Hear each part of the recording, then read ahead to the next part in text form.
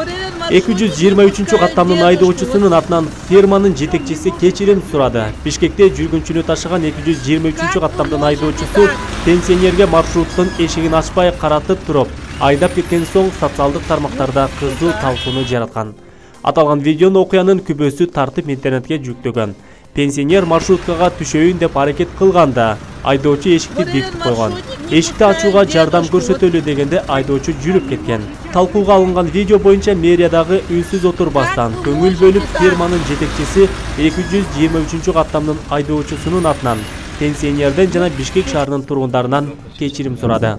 Булак Назар Ньюс KG. Фирмасынын жетекчиси болом. Биздин 064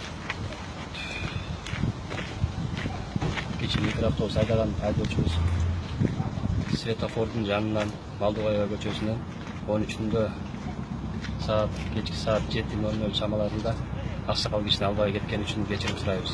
Бир четинен менин айдоочум баягы остановкада турбагандыктан, жерде светофор болгондуктан токтобой кеткендиги үчүн, токтобой кеткендиги туура эле, бирок мындай адамдык касиет жактан алып карай турган болсок, ошол эки чал адам экен, өзү кара адамды албай кеткен үчүн мен ушул айдоочунун атынан да кечирим сурап кетем.